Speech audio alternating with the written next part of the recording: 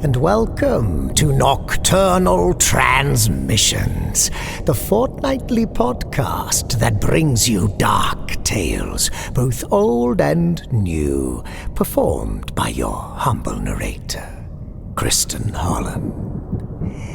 This episode, we welcome the return of that mistress of melancholy dread, Toshiya Kamei. Again, with this episode, we are compelled to offer a warning that there is some adult content, for want of a better term. Nothing as shocking as The Garden, episode 205, but still worthy of mention, just in case sexual references make you a bit squirmy in the tummy. All right. Now we have that aside, let's start the adventure, shall we?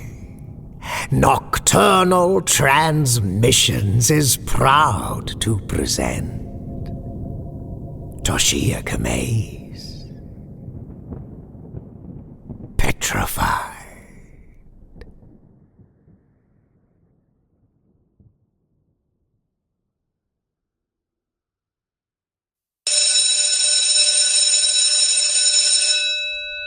The recess bell triggers a deafening scraping of chairs and a thunder of footsteps. A soft touch on my arm startles me. I turn my head and see the new girl, Amy with an eye, smiling at me. She moves her mouth, but the classroom chatter drowns out her voice. "Come again?" I say. Amy leans closer. Her soapy scent wafts toward me and quickens my heart. "Why are you wearing them inside?" she asks, pointing her chin toward the dark glasses hiding my eyes. I try to say something, but no words come out. Small talk has never been my thing. Other girls avoid me like I'm a witch. They stopped talking to me when they learned I was the last person to see Erica before she disappeared. Amy shrugs and joins a group of girls a few rows away. Most girls hate wearing glasses because they make them feel ugly and unattractive, but I wear dark glasses all the time, even indoors, and not because I feel I'm glamorous. I have no choice. If anyone asks, I tell them I have sensitive eyes. The dark glasses have tinted my view of the world, literally and figuratively. By now I've gotten used to my solitude. I'm fine with being this way. When I realize PE is my last class of the day, my stomach begins to hurt. For me, gym class is torture, physical as well as mental. Even so, I follow the other girls into the locker room.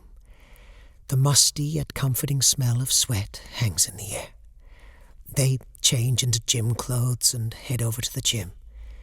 Amy ties her long, curly hair in a ponytail with a rubber band. I follow her as my unwieldy, dark curls slither around my head. Inside the gym, elevated bleachers rise above the basketball court. Our sneakers squeak on the polished floor. A few girls grab balls and dribble up the court. "Excuse me!"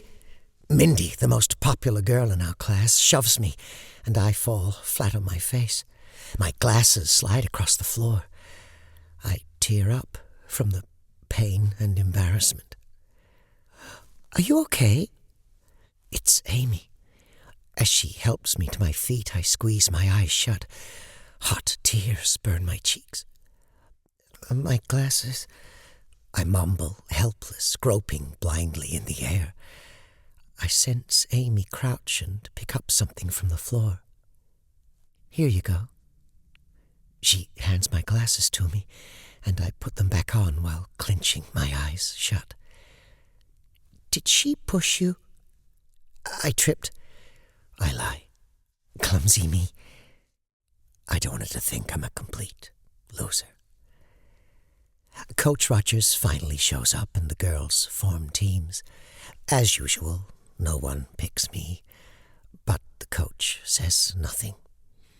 I should feel relieved. It's not like I can play after all. But it still hurts. Tears sting my eyes again, and I bat them away. I walk over to the bleachers, climb to the second row, and sit. Away from stray balls, away from cheers and laughter, away from all fun. I'm alone. As the girls play, I watch Amy. I follow her every move with my eyes, savoring the way her limbs swing, how her ponytail bounces on her back. Her skin is darker than mine, but it's impossible to determine the exact tone through the dark glasses. What I wouldn't give to see her without them. She waves her hands and receives a pass. She bounces the ball a few times and shoots. The ball swishes through the net. Coach Rogers blows a whistle, signaling the end of class. The girls walk back to the locker room. When I walk inside, I see girls padding around in various states of undress. I dart my gaze around in search of Amy. Some step into shower stalls and turn on the water. The room fills with steam, and my glasses fog. Amy peels off her gym clothes and steps under a shower head. I catch myself staring at her and look away. When the yellow bus pulls into the school grounds, I join the long line of girls waiting to board. After climbing up, I take a window seat near the back and put my backpack on the seat next to me. I gaze out the window. Serpentine clouds drift lazily above our heads. Can I sit here? I hear Amy's voice and look up to see her standing over me. My heart starts racing. Sure, go ahead. I gather my backpack and place it on the floor between my legs so she can sit. What happened to Erica? Excuse me?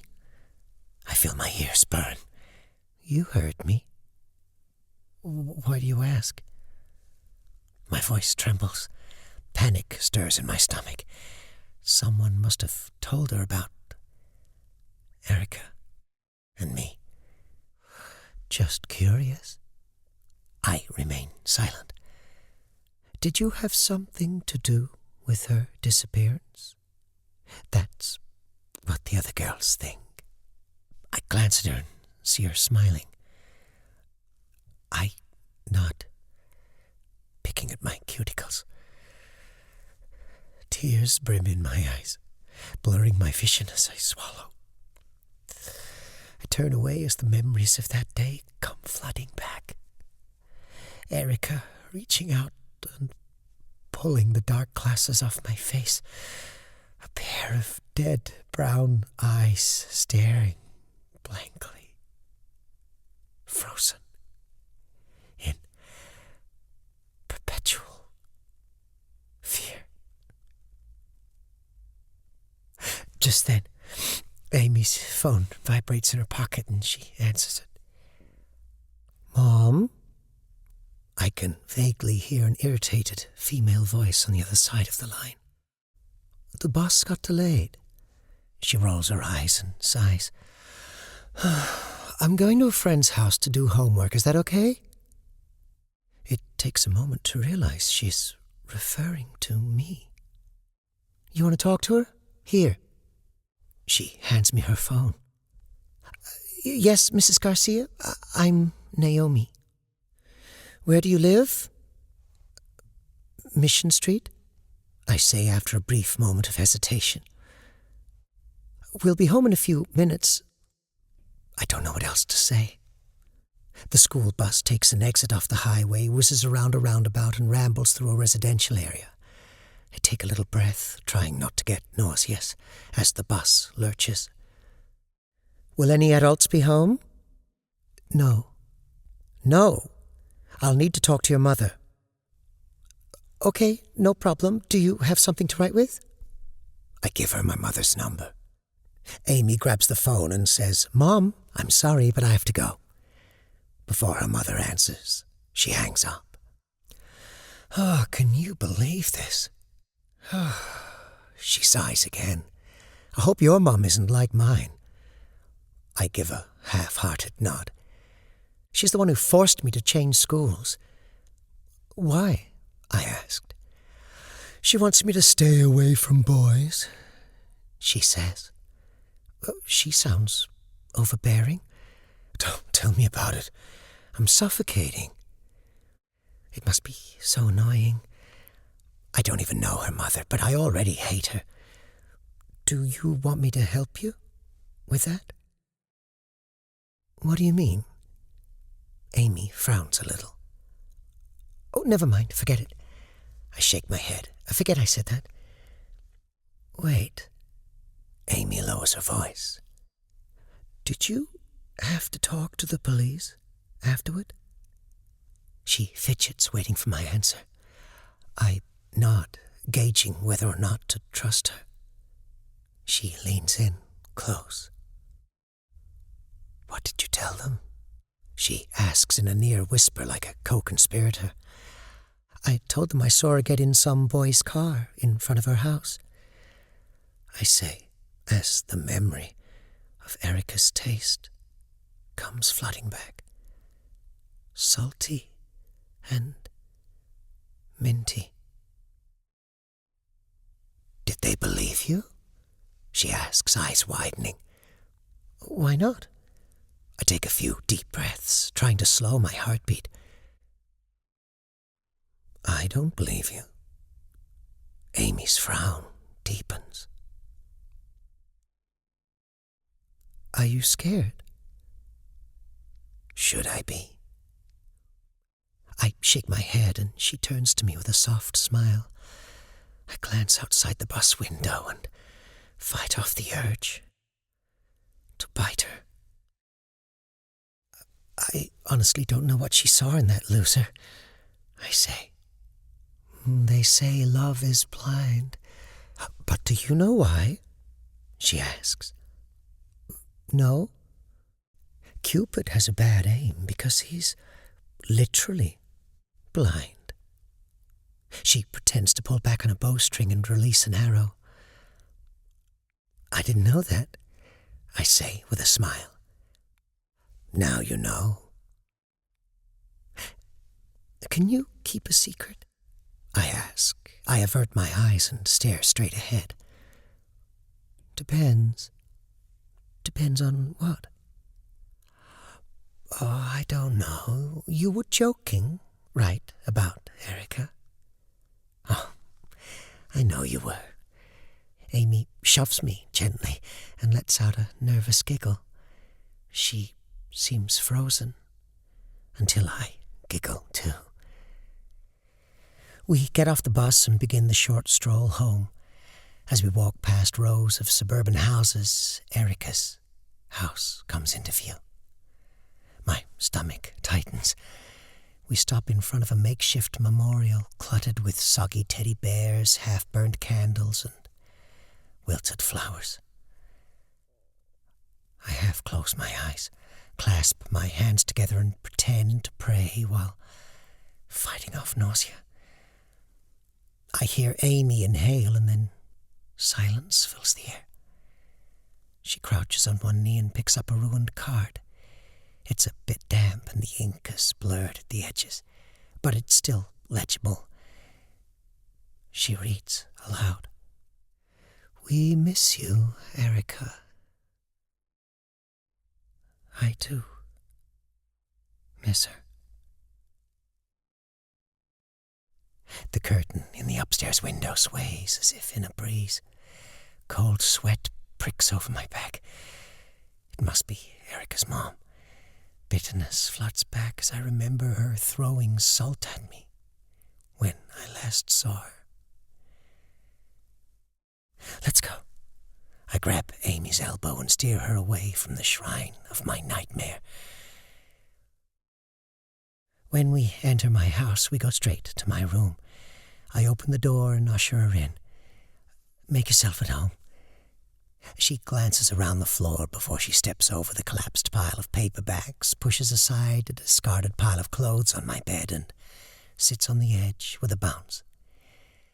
Sorry about the mess. I feel my cheeks warm. I wasn't expecting anybody. Don't worry about it. Amy waves off my apology. Can I get you anything to drink? Wine would be nice if you have it. I hesitate. Oh, don't worry, she says. I'm kidding. I'd love a glass of water. I go downstairs to the kitchen and pour a glass of water. Just in case Amy is hungry, I grab an apple, the peeler, and a knife. I put everything on a tray and carry it to my room. When I step inside, Amy is talking on the phone. See you in a bit. She hangs up and looks at me. My boyfriend is going to pick me up. It takes me a moment to realize what's going on. She's using me as her alibi. Feeling dejected, I put down the tray and sit next to her. She stares at the poster of an androgynous Joan of Arc on the far wall of my bedroom. Girls I know have posters of boys on their walls. She takes the glass off the tray. I guess I'm not like that. I grab the peeler and scrape off the skin of the apple. Do you want a slice? I ask.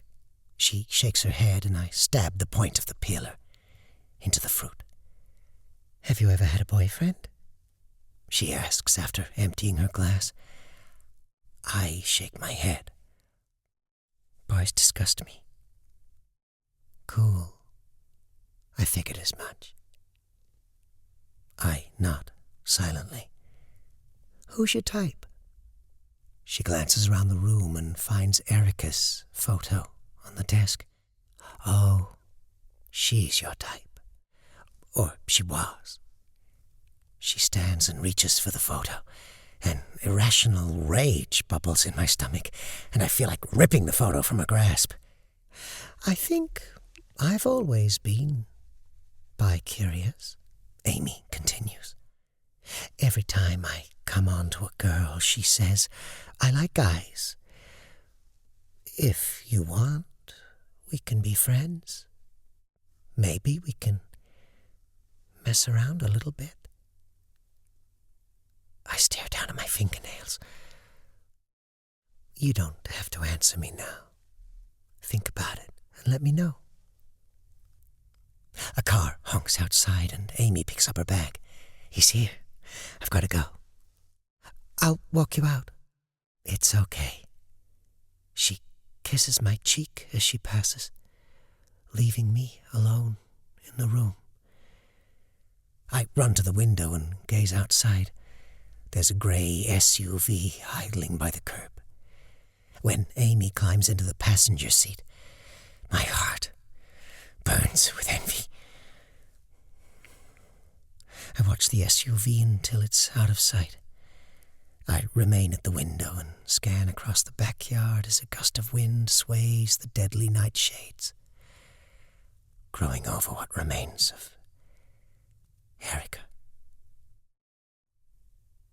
Thank goodness stone won't decay. Otherwise, a telltale stench would give her away. I put on some music, turn up the volume and hurl myself on the bed, watching the ceiling fan spin.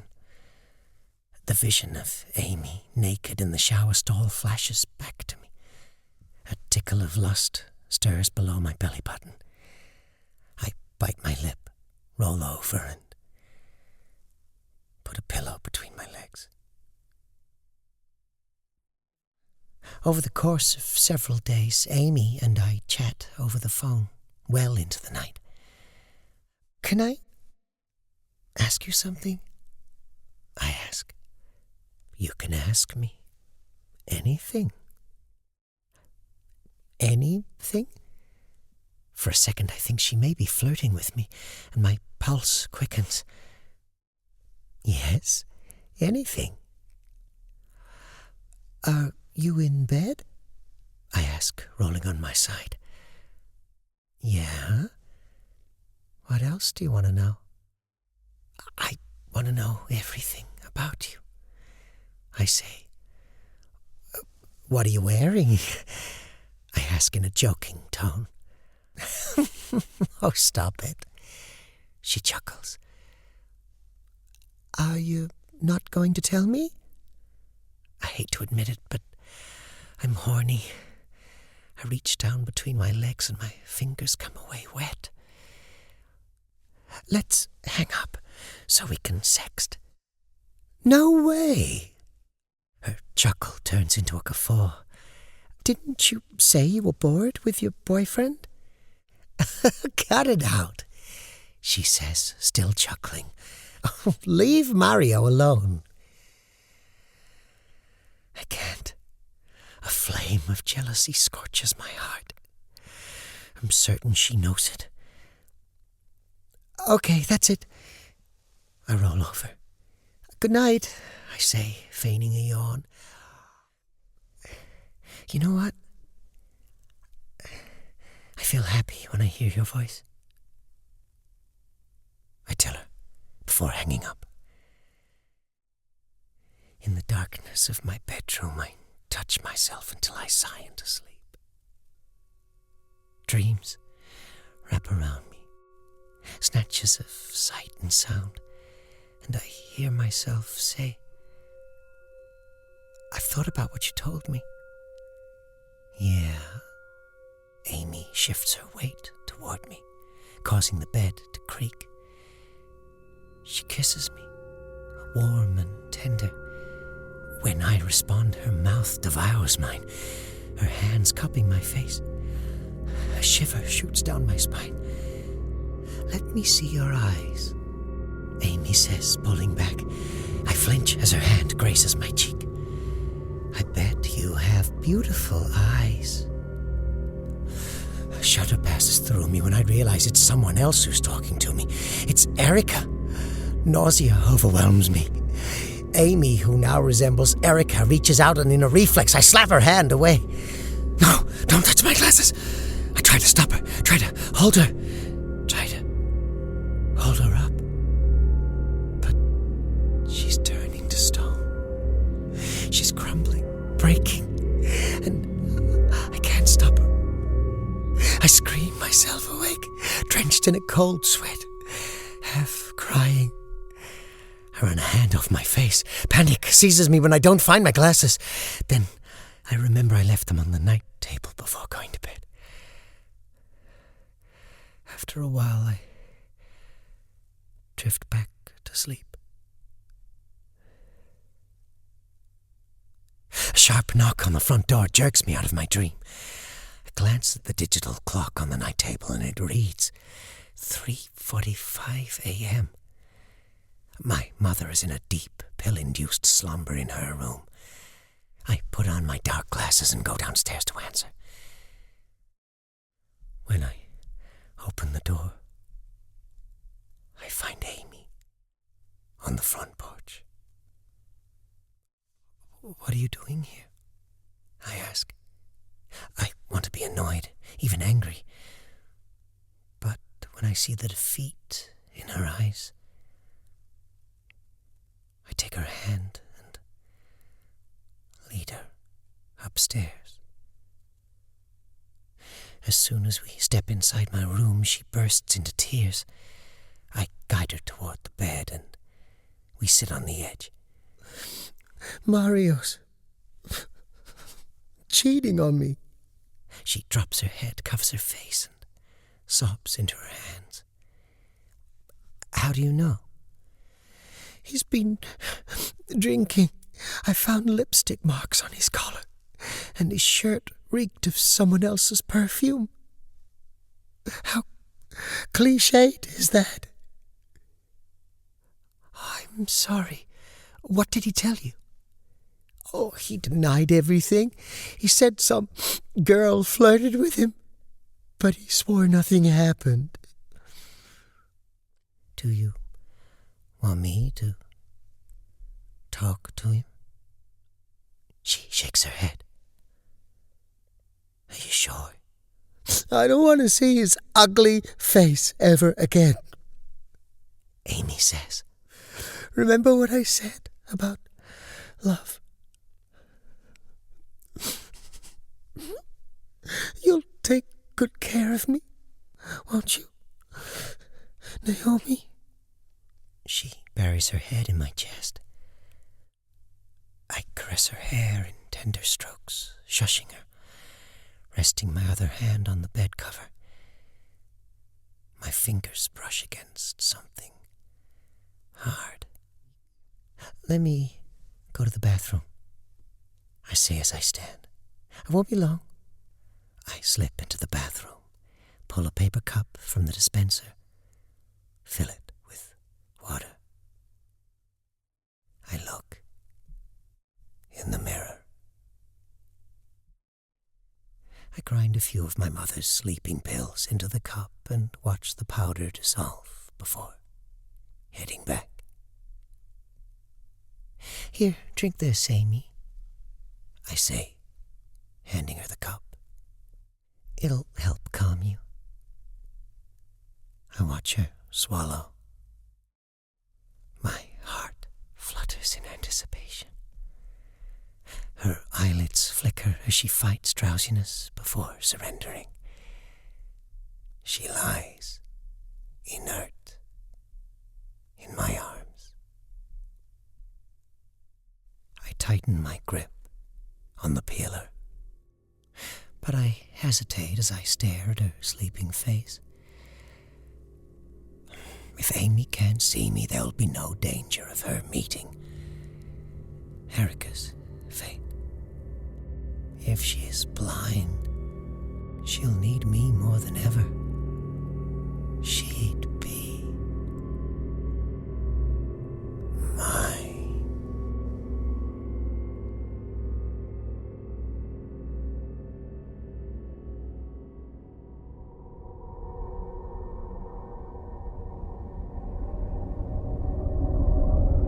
Petrified by Toshiya Kamei. Toshiya takes inspiration from fairy tales, folklore, and mythology. You probably noticed. If you'd like more of her moody musings, check out episode 161, Stolen Kiss.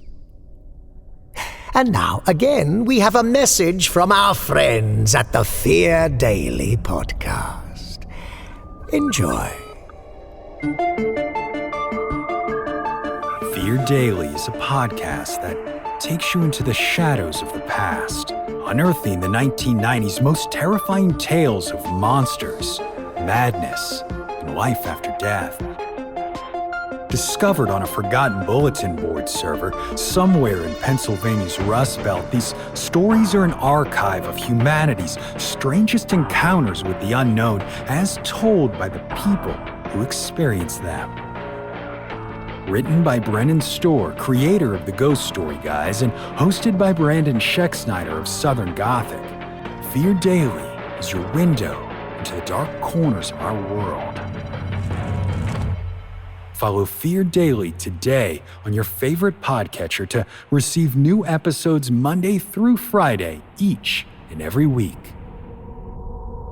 The Fear Daily podcast, our fellow wielders of weirdness. And speaking of weirdness, the wonderfully weird David Weaver has returned to the bosom of the Nocturnal Transmissions Patreon family, donning the mantle of acolyte once again. Welcome back, David, and thank you for your support. Thank you to all our subscribers for their support, especially our esteemed cohorts: Sam Hankins, Boole Swivney, Rachel Brown, Andy Shammy, Tim Howard, Kel Wielden, Jimmy Mack, Fangora Brown, Amanda Moore, Adam, Mudkip, J.B., Jerry Taylor, Robert Troy Hampton Peterson, Tippy Polo, Johnny Kelly, Alex Brewis, Wayne Prince, Daniel Kamiankowski, Rebecca Gates, Drenny, Daniel Clanton, Evan Dooley, Crunchy Kirby, and Heathen Soul.